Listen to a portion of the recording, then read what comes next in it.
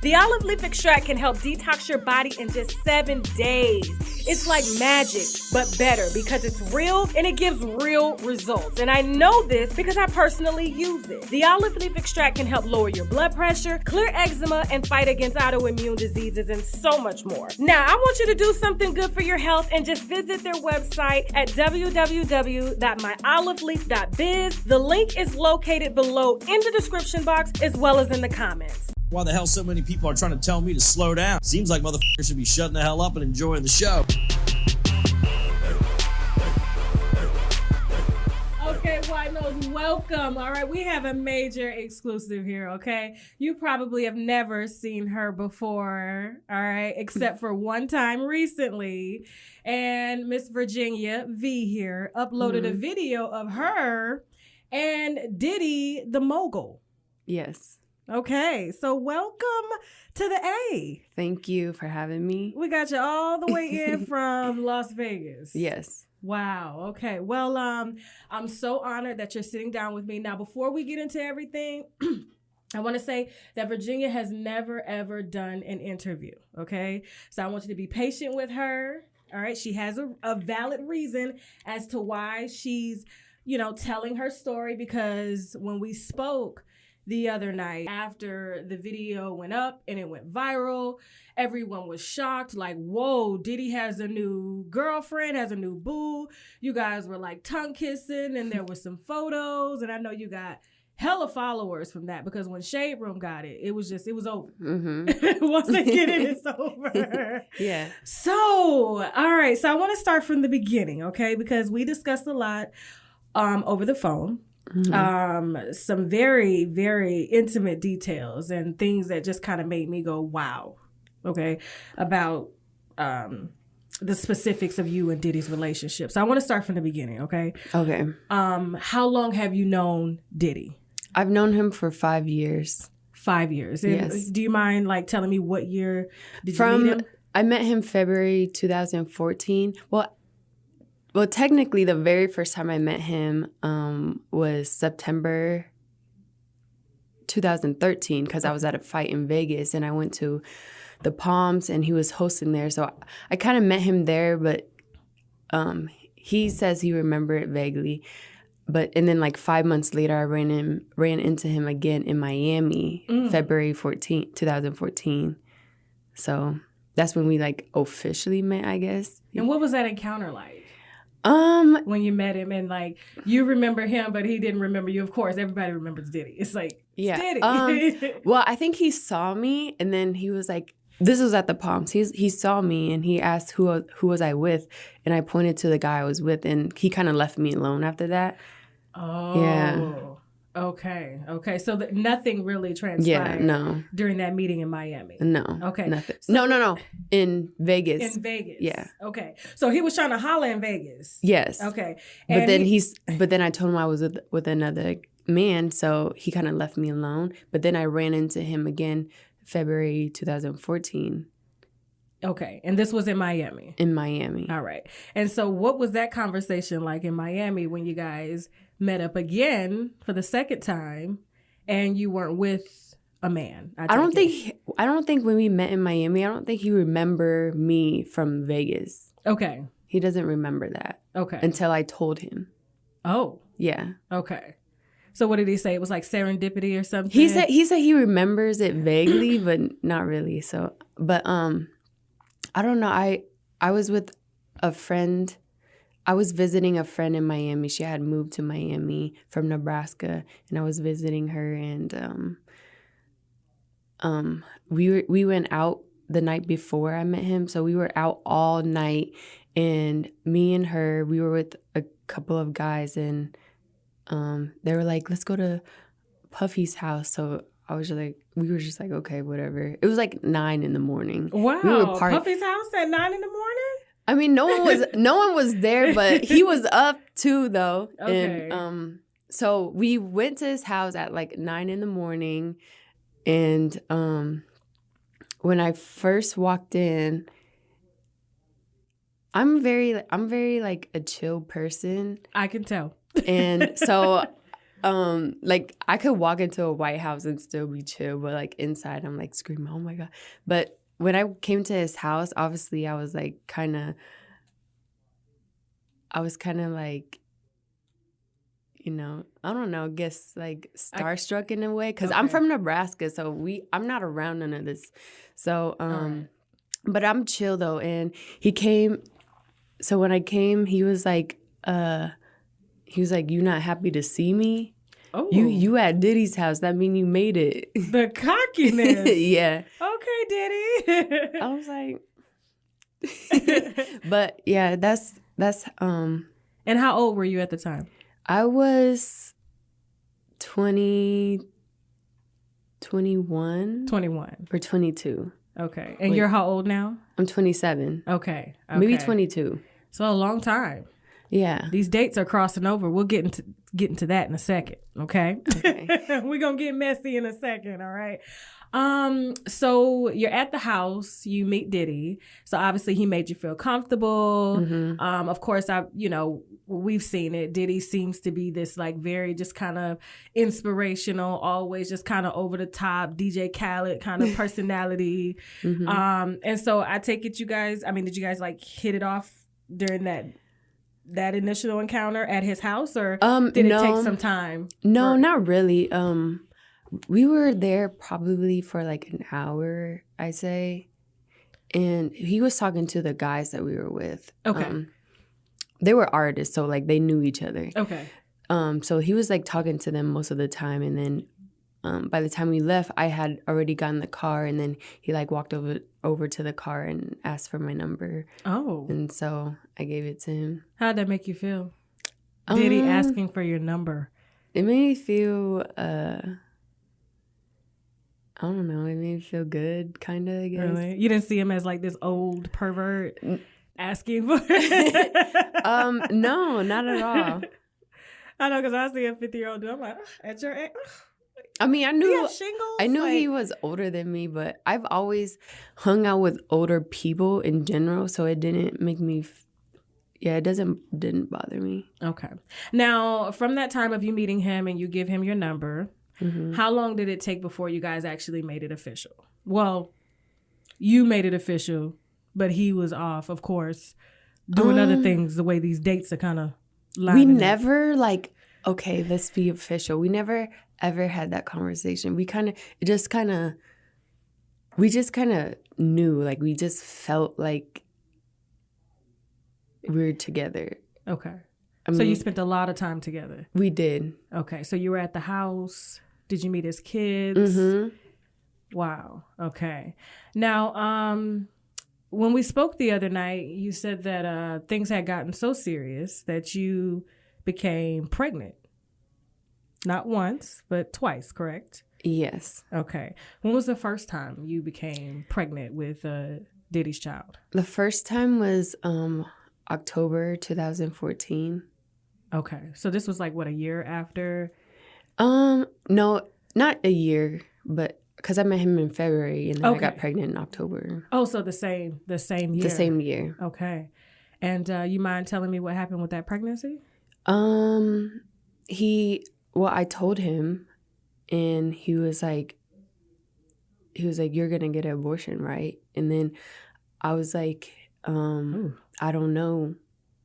I don't know yet. And then he offered me $50,000 to get rid of it, but I turned it down because I just loved him, and I just and I wanted to. I was like trying to prove that I wasn't the girl that was wanted him for money. Okay. I just care about him, and I just wanted him to be nice to me. That's it. I was like, I don't want your money. I just want you to be nice to me. Whether you decide to keep the baby or not. Mm-hmm. So would it be fair to say that he was an asshole about it?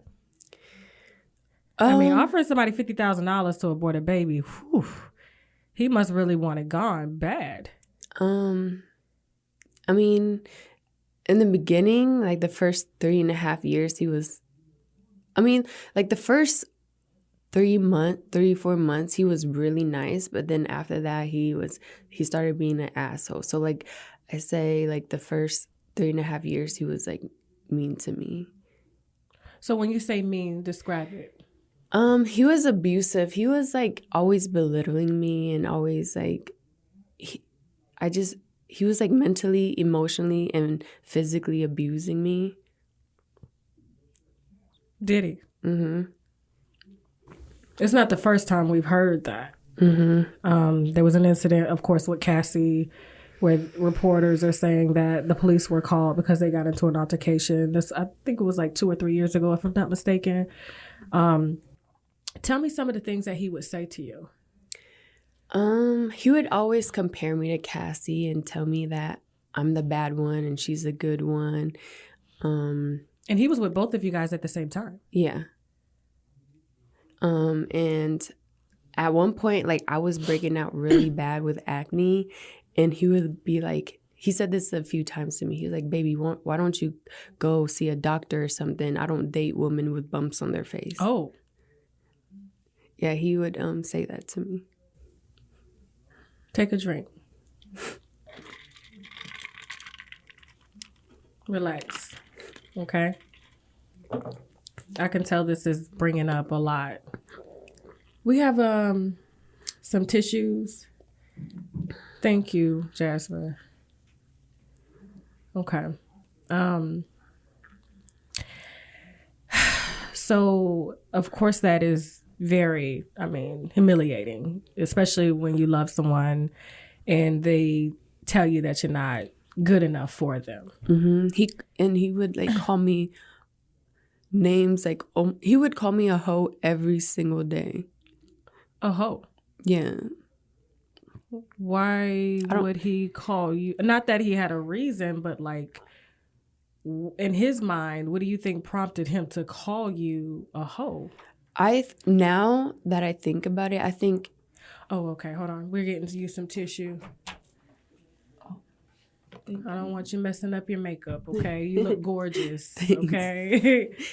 Thinking back now, I think he did it because he wanted me to feel low about myself, like, so that I stick around him, because like no one would I don't know, I just feel like he'd try to I was naive and young when I met him, so I feel like he tried to take advantage of that and manipulate me. Mm-hmm. It made me feel low about myself. Mm. Now let's talk about the physical abuse. If you're okay, are you okay with that? Mm-hmm. Okay. So obviously you terminated baby one because you loved him. Mm-hmm. How long after you guys started dating is when did the physical abuse start? The first time it ever happened, which was not even like that long into the relationship, because I met him in February, and then it was probably like the beginning of May, because we were at Meek's Mill's birthday. Okay. He had like a mansion party, and we went, but while we were there, I was sitting here, and then Puff, and then Meek, but I was like covered with like a stand or something, like probably says like happy birthday Meek or something like that, but it's like a little stand that like was covering me, because there was like a lot of cameras and stuff there. So it was like me, Puff, and Meek. Puff had like leaned forward to like talk to somebody, say hi or whatever, and so I turned over to Meek and I said happy birthday. He put his hand out and then he was like thank you, so I reached his hand and shook it. And as I shook Meek's hand, he turned around and saw it, and he got so mad. Wow. And then we probably like stayed like 20 minutes after that happened, and then when we got in the car, he like grabbed my hair. We were in the one of those Escalade trucks. Okay. So I was sitting on this side, he was on the other side, and he like grabbed my hair and like cussed me out. for doing that. He was like, why the fuck, can I cuss? Yeah. Oh, he was like, why the fuck you shaking his hand for, like, just saying stuff like it was that. I just was like like a jealous rage. yeah, I was like, I was just saying happy birthday, nothing else. I think he thought I was trying to be sneaky behind his back because I like reached over when he like leaned forward to talk to somebody else. So he thought I was trying to be sneaky. And you were how old at this time? I was 22 probably. Wow. Okay. And then he did this, so King Los was sitting in the back. Okay. And then when we got to the hotel, it got even worse. And he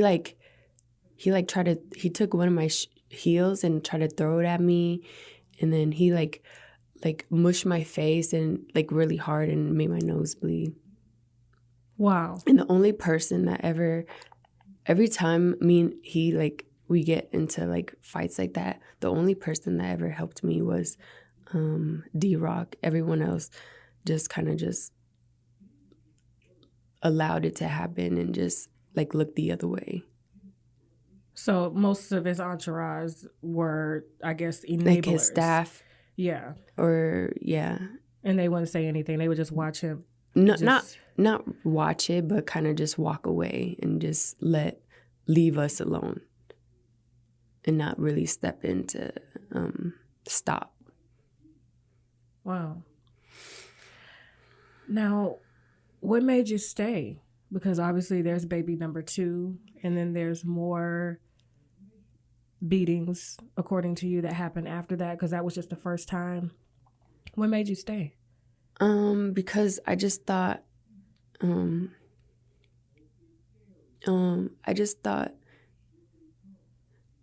that he was only being like that because he loved me.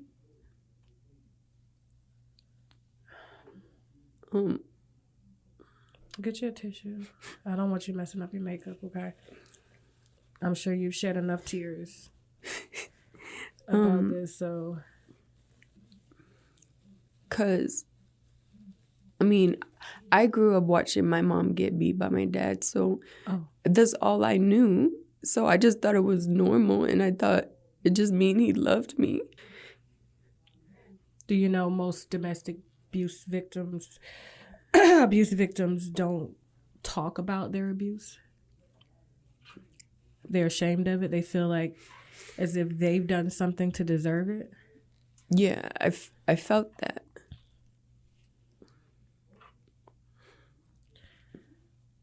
Let's talk about baby 2. When did baby 2 come? Last year in August. So talk about that conversation. You're pregnant. You tell him. And this is obviously after 6 years of you guys being together. And mind you, it wasn't my fault that I got pregnant. I told him, because I have like this period app and it tells me when I'm ovulating and stuff. So I told him that I'm ovulating, so don't do it. But he just did it anyway, and then I got pregnant, and he like, okay, just get an abortion, like no hesitation. But this time was harder for me because I had been with him for so long, and I was like really in love with him, and part of me wanted to keep it, but he didn't want it. So we had agreed to get it, but I only agreed to it because he told me to. And then we went to Turks and Caicos like a couple days later. And during that time, he was like giving me drinks, like alcohol, like giving me drinks to drink. And I was just like, I'm not comfortable. He was like, you're going to get an abortion anyways. And but he was like kind of being distant towards me during the whole trip. And when we came back, he had like, when we came back on Sunday, because we were there for a whole week,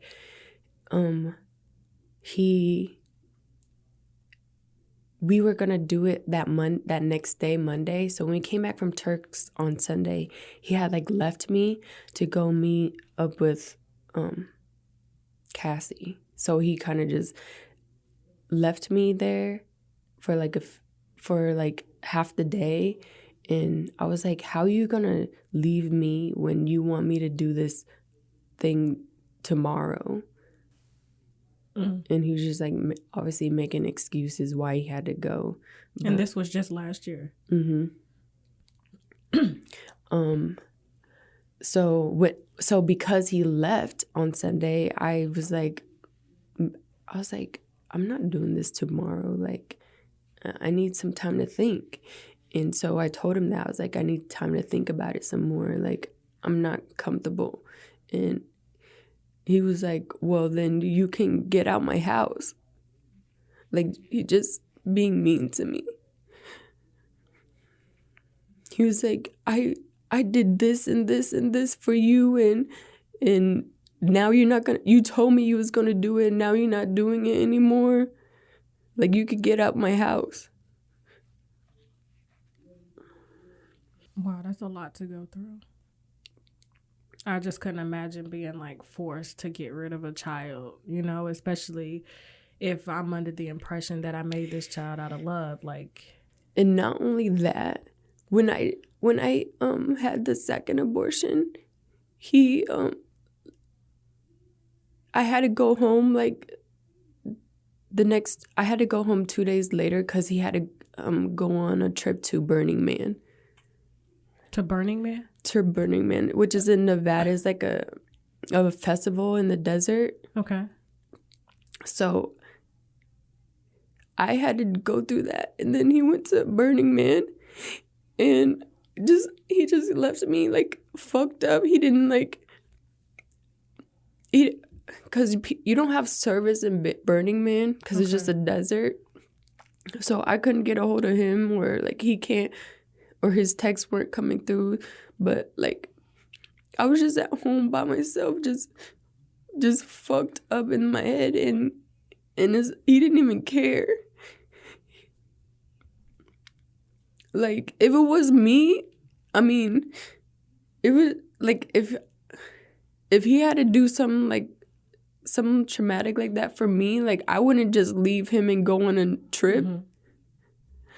Anything could have happened to you and you couldn't get in contact with him. Yeah, I did that, and then he goes and leave me.